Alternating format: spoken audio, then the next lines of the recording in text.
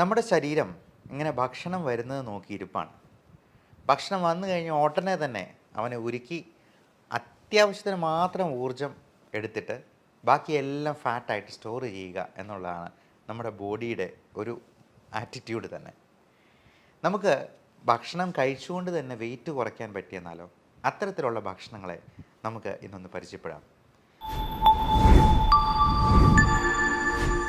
നമസ്കാരം, ഞാൻ doctor Bibin Jose, Pulmo medical centre, Pala, Kanjirappally and Sultan Bathery. ചില തരത്തിലുള്ള ഭക്ഷണങ്ങളുണ്ട്. അത് ചെല്ലുമ്പോഴത്തേക്കും ശരീരം വിചാരിക്കും, ഈ ഭക്ഷണം എല്ലാം കൂടി ദഹിപ്പിക്കുമ്പോഴത്തേക്കും ഒരു 100 കാലറി എങ്കിലും എൻ്റെ കയ്യിൽ നിന്ന് ചിലവാകും. എന്നാൽ അതിൽ നിന്ന് കിട്ടുന്നതോ വെറും 10 കാലറി. അങ്ങനെയുള്ള ഭക്ഷണങ്ങളിൽ ചിലതാണ്. അതിൽ ഏറ്റവും അഗ്രഗണ്യൻ ചക്കയാണ്, ചക്കപ്പുഴുക്ക്. നമ്മൾ ഈ ചോറ് കഴിക്കുന്നതിന് പകരം കപ്പ, ചേന, ചേമ്പ് പോലുള്ള സാധനങ്ങൾ കഴിക്കുന്നതിന് പകരം ഈ ചപ്പാത്തിയോ പൊറോട്ടയോ ഒക്കെ കഴിക്കുന്നതിന് പകരം ചക്കപ്പുഴുക്ക് ഒന്ന് കഴിച്ചു നോക്കൂ. അതിന് കൂടെ അല്പം പ്രോട്ടീനും കൂടി സപ്ലൈ ചെയ്യാൻ വല്ല മീൻകറിയോ, പ്രത്യേകിച്ചും ചെറുമീനുകളായ ചാള, അയല തുടങ്ങിയവ, വല്ല നത്തോലിയോ ഒക്കെ കറി വെച്ച് കഴിക്കുകയാണെന്നുണ്ടെങ്കിൽ ഏറെ നല്ലത്.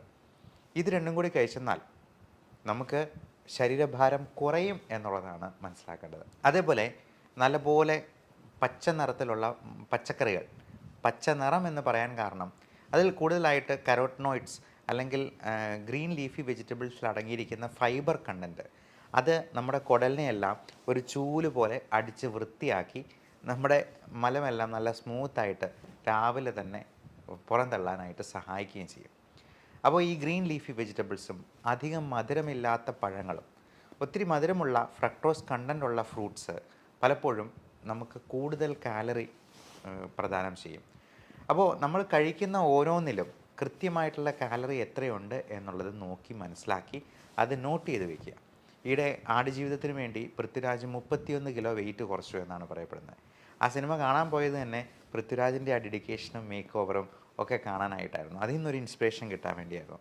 അദ്ദേഹം അത് അത് എങ്ങനെയാണ് കുറച്ചതെന്ന് ചോദിച്ചെന്നാൽ വെറും കട്ടൻ കാപ്പി മാത്രം കുടിച്ചിട്ടാണ്. പൃഥ്വിരാജ് മാത്രമല്ല, കൂടെ ആക്ട് ചെയ്ത ഗോകുൽ എന്ന് പറയുന്ന നടനും കട്ടൻ കാപ്പി മാത്രം കുടിച്ചു, മധുരമില്ലാത്ത കട്ടൻ കാപ്പി. അത്തരത്തിലുള്ളൊരു കോഫി കൂടി ഞാൻ ഈ കൂടെ പരിചയപ്പെടുത്തുകയാണ്. കുർക്കുമിൻ കോഫി എന്ന് പറയാം. നമുക്കറിയാം, കുർക്കുമിൻ എന്ന് പറയുന്നത് മഞ്ഞളിൽ അടങ്ങിയിരിക്കുന്ന ആക്റ്റീവ് ഇൻഗ്രീഡിയൻ്റ് ആണ്. അതിൽ ഒരുപാട് ആൻറ്റി ഓക്സിഡൻറ്റ് പ്രോപ്പർട്ടീസ് ഉണ്ട്. പക്ഷേ നമുക്ക് ഈ മഞ്ഞൾ കലക്കി കുടിച്ചെന്നാൽ ഈ ആൻറ്റി ഓക്സിഡൻറ്റ് പ്രോപ്പർട്ടീസ് കിട്ടത്തില്ല.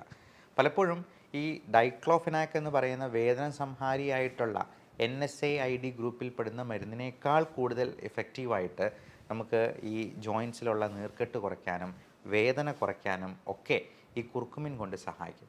അതുപോലെ കഫക്കെട്ട്, ബ്രോങ്കൈറ്റിസ്, റൈനൈറ്റിസ് തുടങ്ങിയുള്ള പ്രശ്നങ്ങൾക്കുമൊക്കെ കുർക്കുമിൻ ഒരു നല്ല പ്രതിവിധിയാണ്. എന്നാൽ ഈ കുർക്കുമിൻ നമുക്ക് മഞ്ഞളിൽ നിന്ന് കിട്ടണമെന്നുണ്ടെങ്കിൽ, ബയോ അവൈലബിൾ ഫോമിൽ കിട്ടണമെന്നുണ്ടെങ്കിൽ 1 കിലോ എങ്കിലും മഞ്ഞളെടുത്ത് നമ്മൾ കലക്കി കുടിക്കേണ്ടതായിട്ട് വരും. അത് വയറിന് പ്രശ്നം ഉണ്ടാക്കാനോ അലർജി ഉണ്ടാക്കാനോ ഒക്കെ കാരണമാകും. പകരം ഈ കുർക്കുമിൻ എന്നുള്ളത് ഏറ്റവും നല്ല ഗ്രീൻ കോഫി എക്സ്ട്രാക്റ്റുമായിട്ട് അതിൻ്റെ ഒരു നാനോ മോളിക്യൂളുമായിട്ട് കമ്പൈൻ ചെയ്ത് കുർഫി എന്ന പേരിൽ നമുക്കിപ്പോൾ അവൈലബിൾ ആണ്. ഞാൻ കുർഫി എല്ലാ ദിവസവും രാവിലെ തന്നെ 2 കപ്പെങ്കിലും കുടിക്കാറുണ്ട്. അത് 3-4 പ്രാവശ്യം. നമുക്ക് വിശപ്പ് തോന്നുമ്പോഴെല്ലാം നമ്മൾ ഈ ഭക്ഷണം എടുത്ത് കഴിക്കുന്നതിന് പകരം നല്ല പഞ്ചസാരയുള്ള, മധുരമുള്ള ബേക്കറി പലഹാരങ്ങളോ മൈദ അടങ്ങിയിട്ടുള്ള സാധനങ്ങളോ കഴിക്കുന്നതിന് പകരം ഇതുപോലെ ഒരു കട്ടൻ കാപ്പി അല്ലെങ്കിൽ ഒരു കുർഫി, അതല്ലെന്നുണ്ടെങ്കിൽ നല്ല ജീരകം ഇട്ട് തിളപ്പിച്ച വെള്ളം, ഇങ്ങനെയുള്ള സാധനങ്ങൾ കഴിച്ച് 0 കാലറി ഫുഡിൽ നമുക്ക് മെയിൻറ്റെയിൻ ചെയ്യാൻ പറ്റുവാണെങ്കിൽ വെയിറ്റ് തീർച്ചയായിട്ടും കുറയാം. ഒരു ദിവസത്തെ ഡിന്നർ സ്കിപ്പ് ചെയ്തെന്നാൽ തന്നെ നമുക്ക് 200 മുതൽ 250 ഗ്രാം വരെ വെയിറ്റ് കുറയും. അത് രാവിലെ ഒരു ഡിജിറ്റൽ വെയിങ് ബാലൻസ് വെച്ച് നോട്ട് ചെയ്ത് വെക്കുക. നമുക്ക് വയറ്റിൽ നിന്നൊക്കെ പോയതിന് ശേഷം ഒന്ന് നോട്ട് ചെയ്തെന്നാൽ നമുക്ക് കറക്റ്റ് ഏറ്റവും ലോവസ്റ്റ് വെയിറ്റ് കിട്ടും. നമുക്ക് ആ ദിവസം കിട്ടാവുന്നതിലെ ലോവസ്റ്റ് വെയിറ്റ്. അത് ഓരോ ദിവസവും കൃത്യമായിട്ട് നോക്കിയെന്നാൽ ഈ വെയിറ്റ് കുറയുന്നത് കാണുമ്പോൾ നമുക്ക് തന്നെ ഒരു സംതൃപ്തി ഉണ്ടാവും.